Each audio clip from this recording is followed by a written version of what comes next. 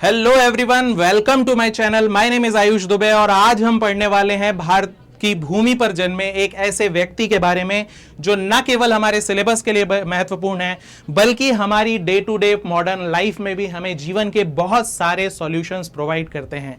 आज हम पढ़ने वाले हैं गौतम बुद्धा के बारे में। आखिर वो कौन सी चीजें थी, आखिर वो कौन सी परिस्थितियां थी जिसने एक राजा के बेटे, एक राजकुमार जिसके पास सब कुछ था, उसको छोड़ के, वो सारी धन दौलत ऐशो आराम को छोड़ के उस राजकुमार को एक सन्यासी बनने के लिए मजबूर कर दिया।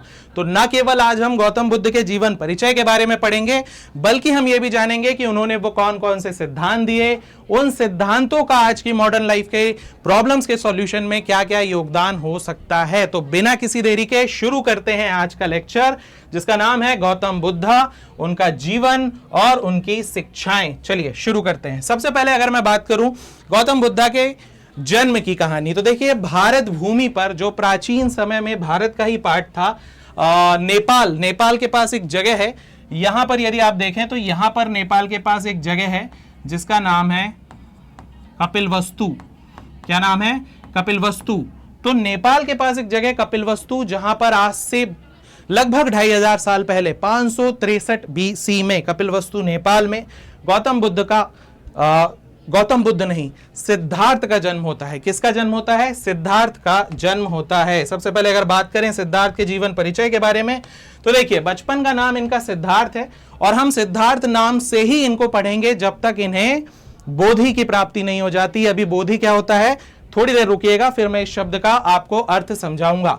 जन्म कब हुआ? 563 BC में हुआ। कहां हुआ? कपिलवस्तु, नेपाल, लुम्बिनी। ठीक है, लुम्बिनी जगह का नाम है, वहां कपिलवस्तु में हुआ। ये कहां है? ये नेपाल में है। देखिए इसके इस तरफ इंडिया है और इंडिया के बाजू में ये जो पूरा पार्ट है नेपाल है ना, बिहार से लगा हुआ ये एरिया है। पहले के समय में ये पूरा भारत का ही पार्ट था। पहले ये किसका पार्ट था? भारत का। वर्तमान समय में ये कहां स्थित है? तो नेपाल में स्थित है। तो अभी तक हमने क्या डिस्कस किया? बचपन का नाम क्या है? सिद्धार्थ। जन्म कहां हुआ है? कपिलवस्तु, लुम्बिनी, नेपाल में। कब हुआ है? 563 BC में हुआ है। ठीक है, देखिए BC और AD में आपको बिल्कुल भी कंफ्यूज नहीं होना है। BC का मतलब होता है before the birth of Jesus Christ, यानी ईसा मसीह के जन्म के पहले का जो समय होता है वो BC में काउंट होता है। और AD का मतलब होता है एनो डोमिनी। ठीक है, ये चीजें हमने पहले भी डिस्कस की है क्लास में, बीच बीच में भी मैं आपको लगातार इसके बारे में बताता रहूंगा। ठीक है, ये एक राजा के परिवार में जन्मे थे, एक क्षत्रिय राजा के परिवार में जन्मे थे और इनके बारे में सारी जानकारी जो है बौद्ध साहित्यों में जो लिखा है वहां से ही हमें प्राप्त होती है। इनके पिता का नाम था शुद्धोधन। क्या नाम है गौतम बुद्ध के पिता का नाम? शुद्धोधन, जो कि शाक्य गण के प्रधान है। किस गण के? शाक्य गण। शाक्य गण क्या है? देखिए ऐसे समझिए जैसे आपने महाभारत सीरियल देखा होगा, राइट? तो महाभारत सीरियल या आज के समय का यदि मैं आपको एग्जांपल दूं तो जैसे आज के समय में अलग अलग राज्य हैं, है ना। महाभारत में भी बहुत सारे कौरव, पांडव, गांधार, ऐसे बहुत सारे राज्य हुआ करते थे। वैसा ही उस जमाने में, बुद्ध के जमाने में, सिद्धार्थ के जमाने में शाक्यगण एक क्षेत्र है, वहां के राजा शुद्धोधन के ये बेटे हैं। इनकी माता का नाम क्या है? तो सिद्धार्थ की माता जो है उनका नाम है महामाया। क्या नाम है? महामाया। तो इनके पिता भी राजा थे और जो इनकी माता थी महामाया वो भी रानी थी। और रानी किसकी? तो कोलीय वंश या कोलीय गण, एक दूसरा गण रहा होगा, उसकी राजकुमारी थी महामाया। यानी राजा के घर में जन्म हुआ था, सारी सुख सुविधाएं, महल, सब कुछ था। इनके बारे में एक कहानी ये प्रचलित है कि जन्म के समय इनकी माता का 7 दिन बाद निधन हो गया। जन्म के 7 दिन बाद इनकी माता का निधन हो गया और उसके बाद इनका पालन पोषण जो है वो इनकी धाई माँ का मतलब है मौसी, कहते हैं ना मौसी माँ। तो इनका पालन पोषण इनकी मौसी माँ ने किया, जिनका नाम था महाप्रजापति गौतमी। और यह भी कहा जाता है कि आगे चल के जो इनका नाम गौतम बुद्ध हुआ वो महाप्रजापति गौतमी के नाम से ही इनका नाम गौतम बुद्ध हुआ। ठीक है, तो ये इनके जीवन का प्रारंभिक जीवन है ना। प्रारंभिक जीवन के बारे में अगर हम डिटेल डिस्कस करें तो ये सारे फैक्ट्स जो हैं हमारे एग्जाम पॉइंट ऑफ व्यू से भी महत्वपूर्ण है। जब ये 16 वर्ष के थे तो इनका विवाह हो गया यशोधरा के साथ। देखिए यहाँ एक छोटा सा कंफ्यूजन होता है। जब आप जैन धर्म पढ़ते हैं और जब आप जैन धर्म पढ़ते हैं तो महावीर स्वामी जो थे, है ना, उनका भी विवाह होता है और वहां भी नाम जो है थोड़ा सा कंफ्यूजिंग करता है। तो यहां देखिएगा यशोधरा है।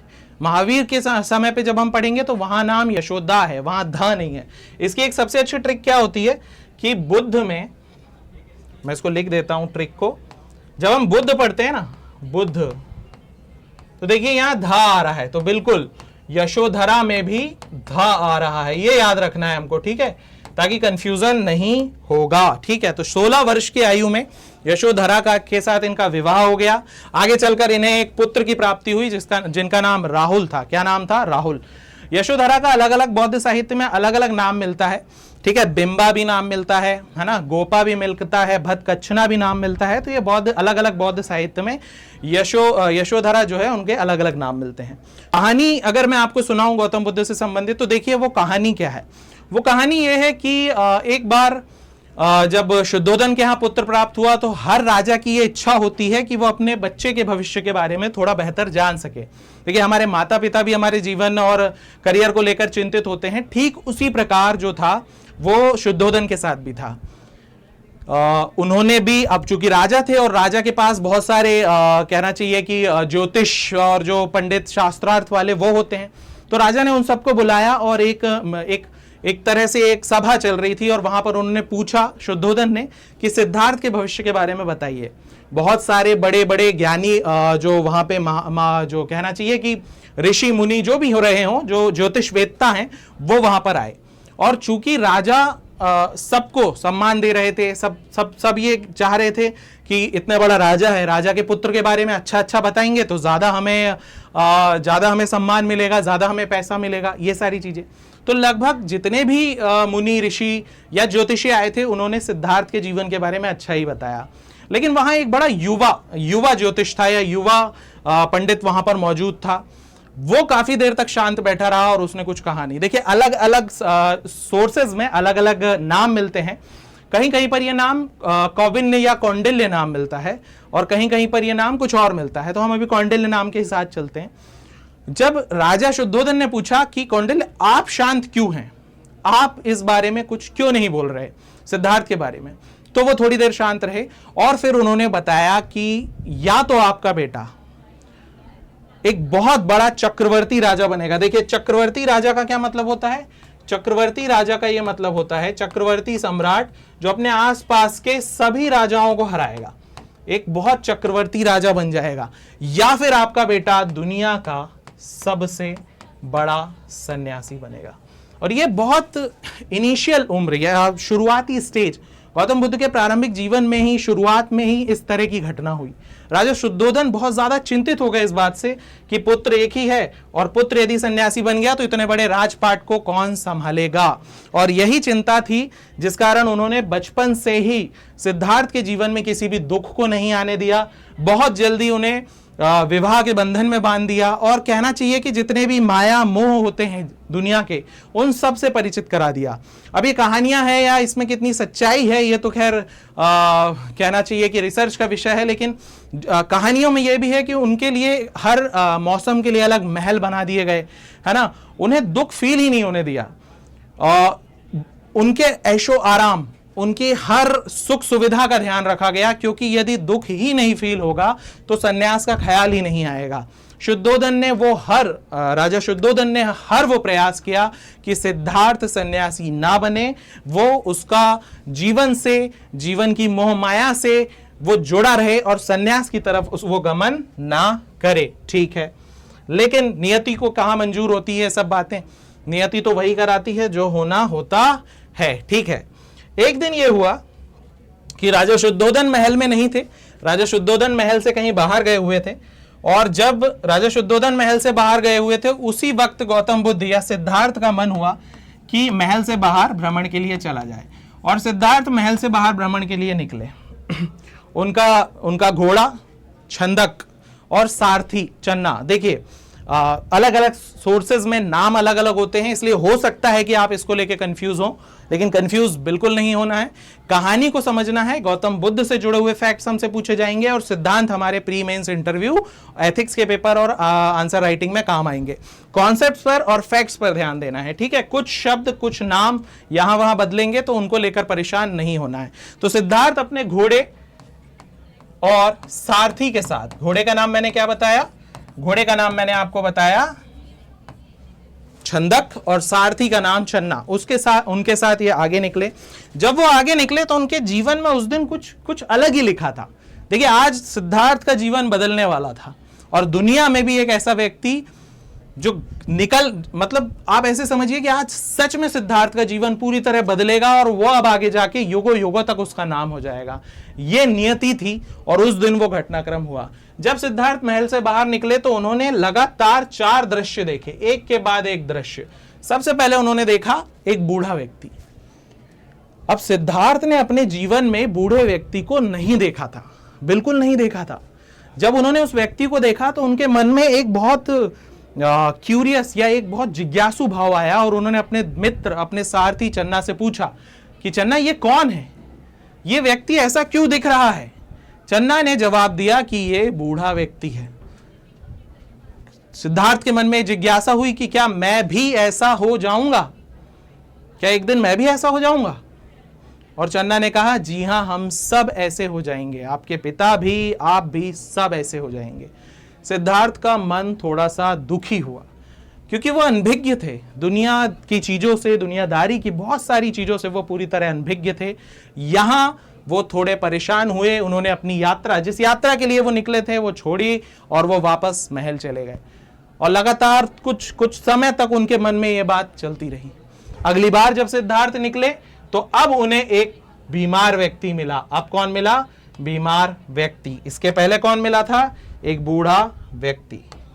बीमार व्यक्ति, वो भी कोढ़ बीमारी। वो पुरानी फिल्मों में आपने देखा होगा, है ना, कोढ़, कुछ लोगों को कम्बल ओढ़ के वो बैठे रहते थे। एक बहुत त्वचा पर होने वाली बड़ी गंभीर बीमारी है। तो कोढ़ वाला व्यक्ति उन्होंने देखा और उस व्यक्ति की तकलीफ, तो सारथी से गौतम बुद्ध ने, सिद्धार्थ ने फिर पूछा कि चन्ना ये कौन है, इसे क्या हुआ। चन्ना ने बताया कि ये एक बीमारी से पीड़ित है। क्या ये बीमारी किसी को भी हो सकती है? बोले हाँ। सिद्धार्थ, हाँ किसी को भी हो सकती है। सिद्धार्थ ने पूछा क्या मुझे भी हो सकती है? चन्ना ने कहा जी हाँ, आपको भी हो सकती है।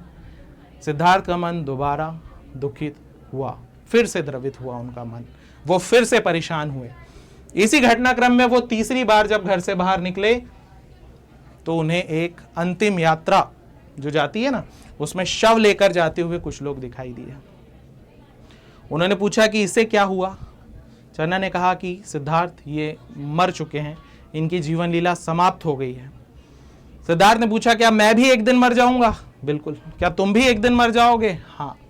और ये सभी के सभी दृश्य जो थे, जो लगातार वो देख रहे थे अपनी यात्रा के दौरान, वो उनके मन को विचलित कर रहे थे। और यही सारे दृश्य हैं, यही मन के विचलन हैं जो आगे जाकर सिद्धार्थ को मजबूर करते हैं। थोड़ा और आगे बढ़े सिद्धार्थ, किसी दिन और यात्रा के आगे निकले तो उन्हें मिला एक सन्यासी, एक नदी किनारे अपने आश्रम के बाहर बैठा हुआ एक सन्यासी, जिसके चेहरे पर कोई भाव नहीं थे, ना सुख के भाव ना दुख के भाव। बस यही वो क्षण था जहां सिद्धार्थ को लगा कि दुनिया में सच में सब कुछ मोह माया है। जो वास्तविक सच है, जो वास्तविक खुशी है, जो वास्तविक आनंद की अनुभूति यदि कोई व्यक्ति कर रहा है तो वो ज्ञान प्राप्त करने के बाद कौन कर रहा है? सन्यासी। और यही घटना ने उन्हें मजबूर किया, यही घटना ने उन्हें उत्साहित किया कहना चाहिए, या उन्हें प्रेरित किया कि उन्होंने 29 वर्ष की आयु में अपना गृह त्याग दिया। बौद्ध साहित्य में यह घटना महाभिनिष्क्रमण कहलाती है, जहां 29 वर्ष की आयु में गौतम बुद्ध या सिद्धार्थ ने अपना घर त्याग दिया। देखिए, सारथी चन्ना और घोड़ा कंथक था। बौद्ध साहित्य में यह घटना महाभिनिष्क्रमण कहलाई। और घर त्यागने के बाद क्या हुआ? देखिए, जब उन्होंने घर त्यागा तो घर त्यागने के बाद ओमना नदी है एक, ओमना नदी का नाम यहाँ नहीं है, हम उसको ऐड कर लेते हैं। ओमना नदी के किनारे उन्होंने अपना गृह त्याग किया और सारथी चन्ना को, छंदक को, और जो भी राजसी वस्त्र वो पहने हुए थे उन राजसी वस्त्रों को उन्होंने वापस कर दिया और वो अपना मुक्ति का मार्ग, ज्ञान का मार्ग खोजने निकले, क्योंकि वो भी उस सन्यासी की तरह ज्ञान प्राप्त करके वो जो सन्यासी के चेहरे पर उन्होंने सुकून देखा था, जो तेज देखा था, उसकी खोज में निकल पड़े। ठीक है, ज्ञान प्राप्ति के क्रम में सबसे पहले जरूरत होती है एक गुरु की। तो उन्होंने अपना पहला गुरु बनाया आलार कलाम को। किसको? आलार कलाम, जो कि सांख्य दर्शन के ज्ञाता थे। देखिए, अलग अलग दर्शन होते हैं दर्शन फिलोसॉफी में, तो सांख्य दर्शन के ज्ञाता आलार कलाम को उन्होंने गुरु बनाया। कुछ समय तक वो आलार कलाम के पास शिक्षा लेते रहे, लेकिन वहां संतुष्ट न होने की स्थिति में उन्होंने फिर अपने गुरु, दूसरे गुरु के पास वो गए। दूसरे गुरु का नाम है रुद्रक रामपुत्र। क्या नाम है? रुद्रक रामपुत्र। दूसरे गुरु के पास वो गए। दूसरे गुरु के पास भी शिक्षा लिया उन्होंने, लेकिन वहां भी संतुष्टि या किसी तरह की संतुष्टि ना होने के कारण फिर वो आगे की ओर बढ़े। अपने ज्ञान प्राप्ति के क्रम में वो आगे की ओर बढ़े। इस क्रम में उन्होंने हर तरह से ज्ञान प्राप्त करने की कोशिश की। जिसने जैसे कहा उन्होंने वो किया। कुछ समय पहले तो वो बड़े आसान तरीके से ज्ञान प्राप्त करने की कोशिश किया। उन्होंने बहुत ज्यादा अपने शरीर को कष्ट नहीं पहुंचाया। फिर उन्हें पता चला कि नहीं, ऐसे ज्ञान नहीं मिलेगा, कठिन तरीके से करना पड़ेगा। तो 6 वर्ष बहुत कठिन साधना उन्होंने की, अपने आप को पूरी तरह। कहते हैं कि सिद्धार्थ उस स्थिति में पहुंच गए थे कि एक बार मरते मरते भी वो बचे थे। तो इतने कठिन स्थिति में भी वो पहुंचे और ज्ञान प्राप्त करने की उन्होंने कोशिश की, लेकिन ऐसे उनको ज्ञान प्राप्त नहीं हुआ। उन्हें ज्ञान प्राप्ति के इस क्रम में 5 साथी और मिल गए थे। उन 5 साथियों के साथ एक दिन वो विश्राम कर रहे थे। और अलग अलग कहानियां यहां पर भी है कि एक बार एक सुजाता नाम की महिला आई, और सुजाता नाम की महिला ने खीर लेकर आई थी। कुछ उनके घर में किसी बात की खुशी थी, तो सुजाता की खीर लेकर वो आई। और उन्होंने, जो सिद्धार्थ अपने 5 मित्रों के साथ बैठे हुए थे, उन्हें वो खीर खाने का ऑफर दिया। 5 मित्रों ने मना कर दिया कि नहीं, हम सुजाता की खीर नहीं खाएंगे। किसी विशेष वर्ग से वो संबंधित थे और उन्होंने कहा कि हमारे धर्म इससे प्रभावित होगा। लेकिन सिद्धार्थ ने इस बात को कोई बिना हिचकिचाहट के उस खीर को ग्रहण किया। और कहते हैं कि बस वही वो क्षण था जो सिद्धार्थ के जीवन में निर्वाण या ज्ञान प्राप्ति का क्षण बन गया। आगे चलकर बोध गया जो गया है, वहां पर पीपल वृक्ष के नीचे इन्हें ज्ञान की प्राप्ति हुई, बोधि की प्राप्ति हुई। बोधि, बुद्धि से बना है शब्द बोधि, और बोधि का मतलब होता है सर्वोच्च ज्ञान की प्राप्ति हुई। पीपल का वृक्ष, वो वृक्ष बोधि वृक्ष कहलाया। जिस नदी के किनारे उन्हें ज्ञान प्राप्त हुआ, उस नदी का क्या नाम है? निरंजना नदी। ठीक है। और जैसे ही ज्ञान प्राप्त हुआ, उसके बाद सिद्धार्थ बुद्ध कहलाए। क्या कहलाए? बुद्ध। इन्हें तथागत भी कहा जाता है, इन्हें वर्तमान शाक्य मुनि भी कहा जाता है। तो बहुत सारे सिद्धार्थ के और भी नाम हुए। इस तरह सिद्धार्थ एक 29 वर्ष की उम्र में घर से निकला सिद्धार्थ 35 वर्ष की उम्र में ज्ञान प्राप्त करता है और बुद्ध बन जाता है। यह है सिद्धार्थ के बुद्ध बनने की कहानी। ज्ञान प्राप्ति के बाद सर्वप्रथम उन्होंने अपने उन 5 मित्रों को ढूंढा जो ज्ञान के लिए परेशान थे। उन 5 को ढूंढा, वो उन्हें मिले सारनाथ में, और सारनाथ में जाकर उन्होंने अपना पहला उपदेश दिया। पहला उपदेश, और यह घटना बौद्ध साहित्य में कहलाई धर्म चक्र प्रवर्तन। क्या कहलाई यह घटना? धर्म चक्र प्रवर्तन। वही 5 ब्राह्मण जो सुजाता की खीर खाने से मना कर चुके थे, उन्हें ये अपने जो भी उपदेश दिया करते थे, ये उस समय आमजन की भाषा में दिया करते थे। देखिए, वैदिक काल के आसपास का वो समय है, और वहां संस्कृत भाषा का प्रभाव है धार्मिक ग्रंथों में, और आम लोगों को संस्कृत भाषा आती नहीं है, आम लोगों को पाली भाषा आती है। तो इन्होंने उस भाषा में अपने उपदेश दिए जिससे ये ज्यादा लोगों से कनेक्ट कर पाए, आम जनता से कनेक्ट कर पाए। इसीलिए इन्होंने अपना उपदेश किस भाषा में दिया? पाली भाषा में दिया। तो बौद्ध साहित्य में घटना क्या कहलाई? धर्म चक्र प्रवर्तन। महाभिनिष्क्रमण क्या था? जब सिद्धार्थ घर त्याग दिया था, वो घटना क्या कहलाई थी? महाभिनिष्क्रमण कहलाई थी। जब 80 वर्ष के हुए सिद्धार्थ या गौतम बुद्ध, इन्होंने बहुत सारे उपदेश दिए। सर्वाधिक उपदेश इन्होंने श्रावस्ती में दिए थे। कहां दिए थे? श्रावस्ती में। पहला उपदेश सारनाथ में, और सर्वाधिक उपदेश कहां दिए? श्रावस्ती में। तो अपने जीवन में बहुत उपदेश दिए हैं ना। बहुत सारे लोग गौतम बुद्ध के शिष्य भी बने हैं। आगे चलकर बुद्ध संघ का भी निर्माण हुआ है। ठीक है। पहले महिलाओं का प्रवेश नहीं था उसमें, आगे चलकर महिलाएं भी उसकी पार्ट बनी हैं, और बहुत सारे सिद्धांत इन्होंने दिए। 80 वर्ष की उम्र में 483 बीसी, कब? 483 बीसी में कुशीनगर, जो कि मल्ल वहां के मल्ल जो जाति थी उसका वहां शासन था, वहां इनकी मृत्यु हो गई। मृत्यु से संबंधित कहानी यह है कि गौतम बुद्ध ने बहुत समय तक कुछ खाया नहीं था, और फिर सुभक्ष नाम का एक व्यक्ति था, सुभद्र लिखा हुआ है यहाँ पर, कहीं कहीं हमको सुभक्ष नाम भी मिलता है। क्या नाम मिलता है? सुभक्ष।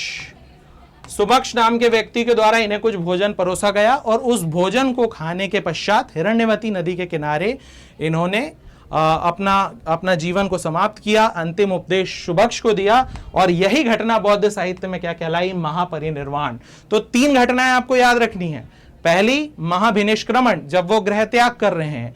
धर्म चक्र प्रवर्तन, जब वो अपने 5 साथियों को सारनाथ में उपदेश दे रहे हैं। और तीसरी, जब वो इस दुनिया को छोड़कर जा रहे हैं, महापरिनिर्वाण। ये तीनों घटनाएं वैशाख पूर्णिमा को ही हुई हैं। बुद्ध पूर्णिमा नाम से एक त्योहार पड़ता है, तीनों घटनाएं उस दिन ही हुई हैं। ठीक है, जो मल्ल थे उन्होंने बुद्ध के अवशेषों को लेकर बिल्कुल सही तरीके से उनका जो भी अंतिम पूरे ससम्मान, अंतिम उनका पूरे सम्मान के साथ अंतिम क्रिया जो होती है वो उसको संपन्न किया। और बुद्ध के अवशेषों को लेकर, कुछ अवशेषों को लेकर फिर अलग अलग जगह पर, अलग अलग स्थान पर क्या बनाए गए? स्तूपास बनाए गए।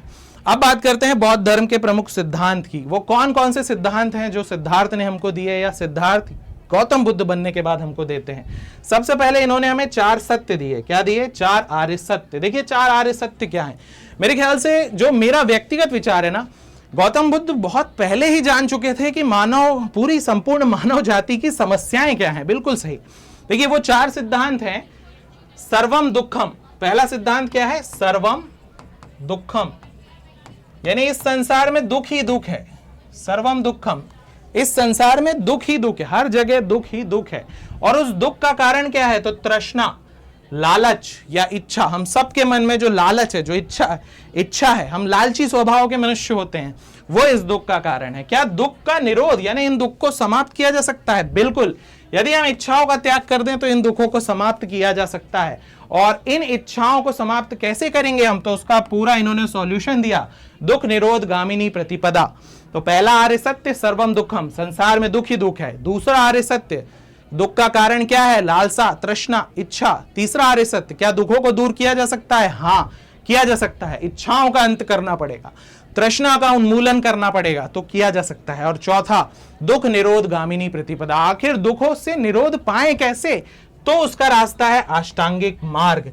यदि हम 8 रास्तों को अपनाते हैं तो हम अपने जीवन में दुखों को दूर कर सकते हैं। और वो 8 रास्ते कौन कौन से हैं? तो देखिए, सही समझ के साथ, सही संकल्प के साथ, सही वाणी के साथ, सही आचरण के साथ, सही आजीविका के साथ, सही प्रयास के साथ, सही स्मृति के साथ और सही समाधि के साथ।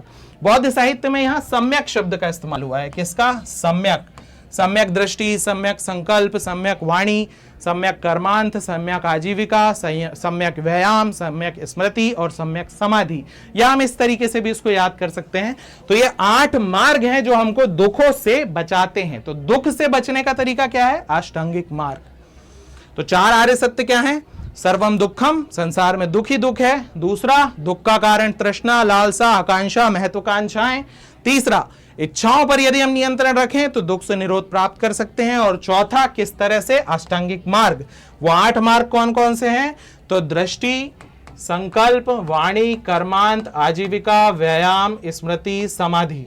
1 2 3 4 5 6 7 8, बस ये 8 शब्द आपको बिल्कुल जैसे मैंने याद किया है आपको रट लेना है। ये 8 शब्द हमारे काम के हैं। ठीक है, आगे बढ़ते हैं। और भी कुछ महत्वपूर्ण सिद्धांत है बुद्धिज्म से संबंधित, जैसे मध्यम मार्ग। जब बुद्ध ज्ञान की या बोधि की प्राप्ति के लिए प्रयास कर रहे थे ना, तो उन्होंने हर तरीके से कठिन तपस्या भी की, आसान तपस्या भी की, आसान तरीके से भी ज्ञान प्राप्त करने की कोशिश की, पर उन्हें ज्ञान मिल नहीं रहा था। फिर इस क्रम में भी एक घटना का उल्लेख आता है कि जब वो परेशान होकर घूम रहे थे तो एक बार उन्होंने नदी किनारे बैठे एक व्यक्ति को देखा, और वो कुछ म्यूजिक यंत्र, आजकल का जो म्यूजिक इंस्ट्रूमेंट है तो होता है ना, गिटार, सितार टाइप का, एक उस तरह का एक तारा लेकर बैठा था। जब वो तारों को ज्यादा कस दे रहा था तो तार टूट जा रहे थे, और तारों को ढीला छोड़ दे रहा था, जो लोग म्यूजिक वाले हैं वो ज्यादा जल्दी समझेंगे, जो तारों को ढीला छोड़ रहा था तो सही संगीत, सही ध्वनि उत्पन्न नहीं हो रही थी। बस यहीं से सिद्धार्थ को आइडिया आया था मध्यम मार्ग का, कि जीवन में बहुत सारी समस्याओं का जो सॉल्यूशन है वो कहाँ छुपा है? मध्यम मार्ग में। कहाँ छुपा है? मध्यम मार्ग। हम भी यही करते हैं। हमारी तैयारी के दौरान हम कभी कभी तो बहुत ज्यादा तैयारी करते हैं, बहुत ज्यादा पढ़ाई करते हैं, और कभी कभी बिल्कुल भी पढ़ाई नहीं करते हैं। हमें ये नहीं करना है। मध्यम मार्ग, डिसिप्लिन, थोड़ा थोड़ा रोज, है ना, ये है मध्यम मार्ग। ठीक है। बौद्ध धर्म में त्रिरत्न होते हैं, बुद्ध, धम्म और संघ। ये फैक्ट कई बार पूछा जाता है, लगातार प्रीलिम्स में आता है। और मेंस में भी ये 3 नंबर में 3 मार्क्स, जो 2 मार्कर हैं 3 मार्कर हैं, उसमें लगातार पूछा जाता है, तो याद रखना है बुद्ध, धम्म और संघ ये त्रिरत्न होते हैं। ठीक है, सिद्धार्थ ने 10 शील प्रदान किए हैं। शील जो बुद्ध संघ में शामिल होते हैं या बुद्ध के फॉलोअर्स बनते हैं, तो उनके लिए 10 सील प्रदान किए कि ये 10 चीजें उन्हें करनी, हमेशा सत्य बोलना है ना, चोरी नहीं करना है ना, ज्यादा संपत्तियों का संग्रह नहीं करना है, ठीक है, नशा नहीं करना, ये सारे जो है बुद्ध संघ में शामिल होने वाले व्यक्तियों के लिए उन्होंने 10 शील या नैतिक आचरण प्रदान किए हैं। देखिए, अनात्मवादी ये महत्वपूर्ण है। बुद्ध जो है वो आत्मा के अस्तित्व को स्वीकार बिल्कुल नहीं करते हैं, बिल्कुल ना ईश्वर के अस्तित्व को स्वीकार करते हैं, ना आत्मा के अस्तित्व को स्वीकार करते हैं, लेकिन कर्म और पुनर्जन्म पर वो विश्वास करते हैं। ये याद रखना है। क्या बुद्ध आत्मा के अस्तित्व को स्वीकार करते हैं? नहीं। क्या बुद्ध ईश्वर के अस्तित्व को स्वीकार करते हैं? नहीं। लेकिन क्या कर्म और पुनर्जन्म के सिद्धांत को स्वीकार करते हैं? तो जी हाँ, वो कर्म और पुनर्जन्म पर विश्वास करते हैं। ठीक है, ये याद रखना है हमें। देखिए, जब गौतम बुद्ध चले गए या गौतम बुद्ध का महापरिनिर्वाण हो गया, तो आगे चलकर बौद्ध संघ या बौद्ध धर्म में भी बहुत सारी कुरीतियां आई, है ना, बहुत सारी समस्या आई, साहित्य की समस्या आई, उनके सिद्धांत को लोग अलग अलग तरह से इंटरप्रेट करने लगे। तो इसको दूर करने के लिए संगीतियों का आयोजन किया गया। किसका? बौद्ध संगीतियों का। ये बहुत महत्वपूर्ण है, बहुत इंपॉर्टेंट है और ये लगातार एग्जाम में आती है। ठीक है, इसके सीधे सीधे फैक्ट्स हमें याद करने हैं कि पहली संगीति कब हुई? 483 BC में हुई, राजगृह में हुई, राजा अजातशत्रु था और महाकश्यप अध्यक्ष था। इस समय क्या हुआ? तो बौद्ध धर्म शुद्ध पिटक और विनय पिटक में बट गया। दूसरी संगीति 383 ईसा पूर्व में हुई, वैशाली में हुई, कालाशोक राजा था, सब्बकामी ने इसकी अध्यक्षता की थी। इस समय क्या हुआ? बौद्ध संघ 2 भागों में बट गया, स्थविट और महासांदिक। तीसरी 251 ईसा पूर्व में हुई, पाटलिपुत्र में हुई। अशोक के समय अध्यक्ष कौन थे? मोगलीपुत्र तिस्स और अभिधम्म पिटक की इस समय रचना हुई। चौथी संगीति प्रथम शताब्दी में कश्मीर में हुई, कनिष्क राजा था, वसुमित्र ने अध्यक्षता करी। यहाँ बौद्ध धर्म 2 भागों में बढ़ गया, हीनयान और महायान। आगे चलकर बौद्ध धर्म का एक तीसरा भाग भी आया, वज्रयान, और वज्रयान को ही कहीं ना कहीं जो बौद्ध धर्म इतना दुनिया में विस्तृत हुआ और विस्तृत होने के बाद फिर से अपने पतन की ओर उन्मुख हो गया, उसका एक बड़ा कारण माना जाता है। तो आज की बुद्धिज्म की क्लास में हमें ये सारी चीजें जो है वो याद रखनी है। आज की क्लास के लिए ये सारी चीजें महत्वपूर्ण हैं। एक बार मैं क्लास को रिवाइज कराऊं तो शुरुआत हुई थी हमारी बुद्ध के जीवन परिचय से। हमने बात की बुद्ध के जीवन की जो उनकी कहानी है उसके बारे में, और उसके बाद बात की हमने उन सिद्धांतों के बारे में जो बुद्धिज्म से हमको मिलते हैं। जाते जाते गौतम बुद्ध की कही हुई एक कहानी, एक बहुत अच्छी बात है जो मेरे पीछे लिखी हुई है। बुद्ध ये कहते हैं कि जीवन में हजारों लड़ाइयों लड़ने से अच्छा होता है कि हम अपने अंदर की चीजों पे विजय प्राप्त कर लें, जिससे दुनिया की बहुत सारी जो चीजें हैं, जो लड़ाइयां हैं, वो अपने आप हम जीत जाएंगे। तो आज के इस सेशन को यहीं खत्म करते हैं बुद्ध की इस प्यारी सी लाइन के साथ। उम्मीद करता हूं इसे आप अपने जीवन में उतारेंगे। अगले लेक्चर के साथ फिर मिलेंगे। मेरा नाम है आयुष दुबे। जय हिंद, जय भारत, नमस्कार।